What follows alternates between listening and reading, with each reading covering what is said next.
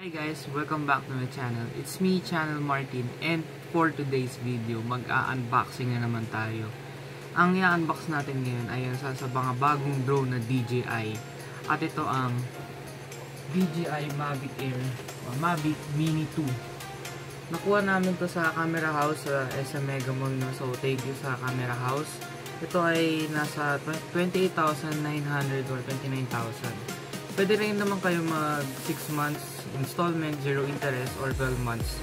Tanong nyo na lang kung meron ko yung bangko nyo. So yun, siya, DJI Mavic Mini 2. Gilid. Ayan.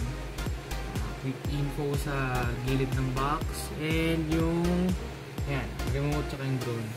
Ito yung Fly More combo. So, mas, siya, ayan, Fly More combo. 3 battery, may extra propeller, saka meron na siyang charger niya. So, hindi ko na patatagalin. Gusto ko na rin ito ipakita sa inyo kasi hingin ko lang din talaga ito bubuksan. So, let's go! Yeah. 249 grams siya. So, magaan talaga siya. Pwede nyo daling kahit saan. So, sabay na. Kukuha lang akong gunting at buksan na natin.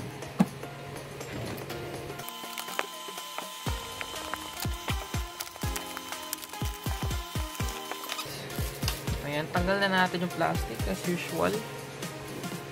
So, damage sa ilalim. Ayan. Tensya na, medyo naging madumi yung aking table kasi. So, buksan na natin. Ako'y excited na rin buksan. Wait lang.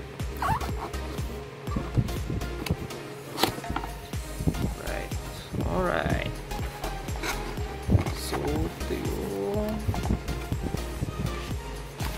nakabag na pala. Okay, wala ko.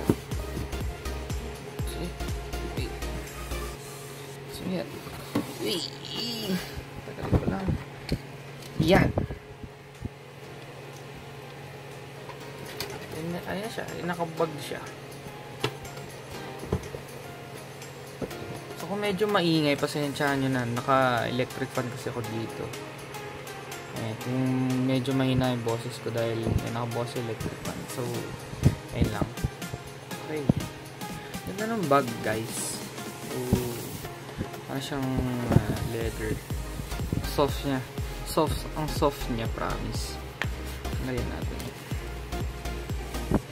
Ano ba laman ng bag? So, akala ko hindi siya nakalagay sa bag or nakahiwalay pa. Parang sa Osmo Mobile. So, nakaganito pala siya, no? Okay, parang pakakit pala ito nabuksan ko, no? So, pwede kayo maglagay dyan ng mga cards nyo or wallet, susi. Pala yung susi mo. Ay, pala yung zipper sa drone. Wait. Okay. Dito. Oh my! Wow! Wow! Cute. Ito yung remote. Tanggalin muna natin naman.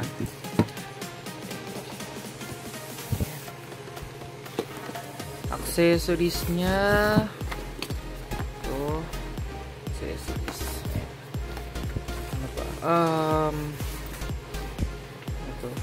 Manual ata ito. So, may unboxing natin yan. And tingin ko ang pinakahuli ito, the drone itself. Wow, ang ganda, guys. So ang liit siya, no? Magaan siya, 249 grams nga.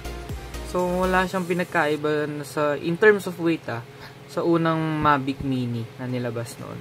So okay lang. Wow. Ayan, Mavic Mini. Alright. Ganun pala siya. Okay. And meron siyang dapat sundin na buksan. So, pakita ko muna. So,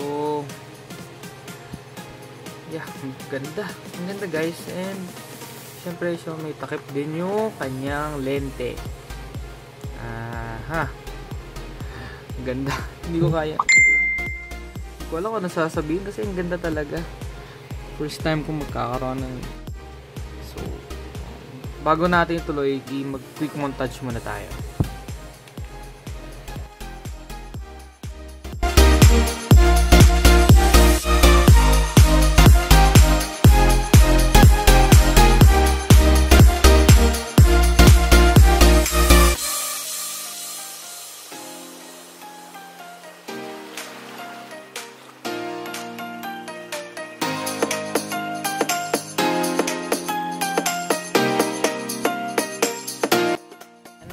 So ayan, napakita ko na sa inyo yung quick montage and yung kanya tech specs, no.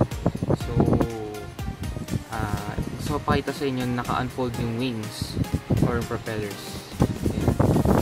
Sabi unfold daw muna itong nasa taas at itong nasa baba susunod. So tingin ko ganun din ang gagawin dito sa left side. So ito muna, pakita ko muna sa inyo.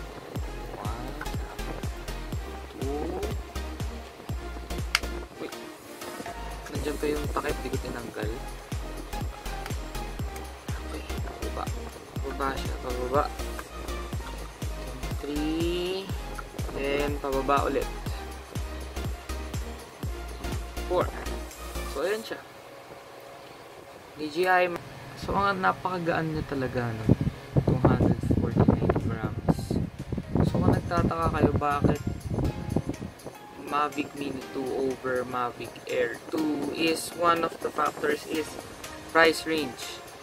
So medyo mahal ang Mavic Air 2 since ito ay may retail price na 52,999 or 53,000. Ito ay pasok sa budget na 28,900 or 29,000.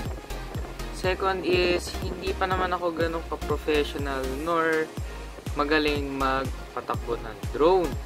This is my first time talaga maghahawak ng drone, and it is a good drone for a beginner like me. And maganda naman mga shots niya so far sa mga napanood ko. Meron nga lang, syempre Mavic Air 2 yun, so mas kaya nun yung mga low lightning ganun. Pero hindi naman to basta nagpapatalo. So in camera terms, yes, maaaring hindi siya ganun kasing galing ng Mavic Air 2, but hindi naman siya sobrang iwan tulad ng Mavic Mini nung yung unang labas nito. So sa mga beginners na gustong talagang mawak muna ng drone na hindi ganun kamahalin, this is the right one for you. Pero kung ikaw ay marunong na, professional ka na or matagal ka na nagpapalipad, then go ahead, kumunin mo yung Mavic Air 2. But kung kukuha ka ng Mavic Mini, walang masama, it's still a good drone. Ito yung remote nya, no? So kung mas mabigat pa yung remote at mas malaki pa yung remote kaysa sa drone mismo, so it's okay, walang masama doon. Well, parehas nga din daw sila ng remote sa Mavic Air 2. So wala yung joystick, yung stick dito na, I think ito yan. Ayan, nasa ilalim. And I think this is a Type-C port. Mamaya na natin itong kalkalin. Ito munang nasa loob ng accessories box. So oops. Okay. So, ano laman ng accessories box? So, yung kable. Ito ata yung ilalagay mo dito. Ikakabit mo siya dito. So, for yan. Ito. Type-C to Type-C. Tingnan natin palaman.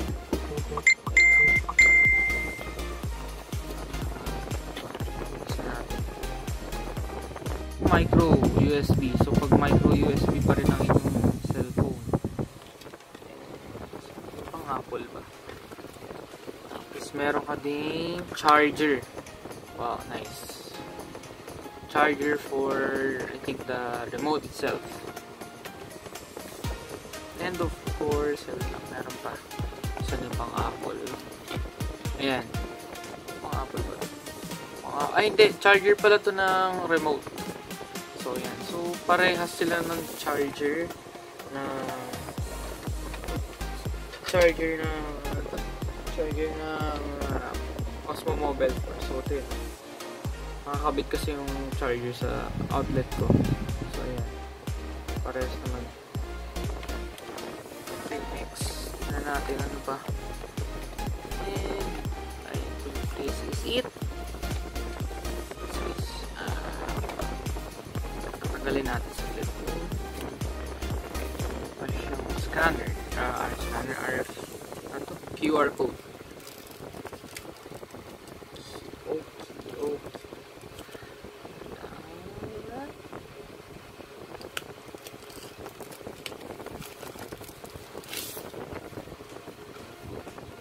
Okay, ito yung charging port niya at dalawang battery. Yung isa nandito sa loob na nasa drone na.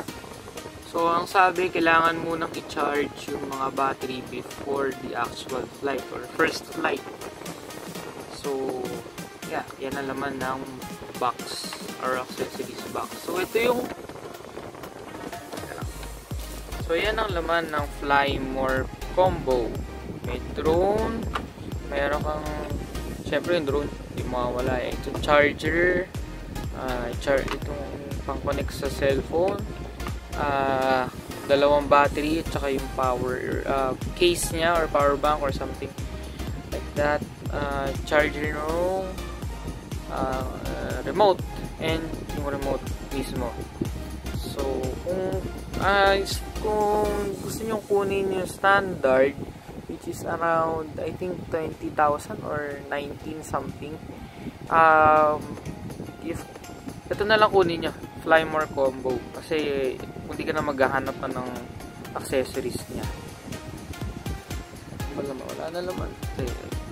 Tignan natin, may laman pa yung box. Baka meron pa tayong hindi na nakukuha. Meron pa. Parang meron pa.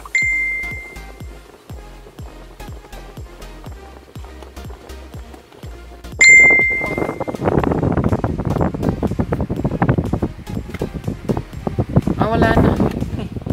Wala na, ganun na siya. Kung magtataka kayo, ano yung app na kailangan i-download tulad sa DJI OM4, any DJI Fly. Ito ay available for iPhone and Android users. So yun, i-charge ko muna, then hopefully bukas i-test flight natin. So, yan. Sobrang ganda guys. Sobrang ganda talaga. Yeah, let's go.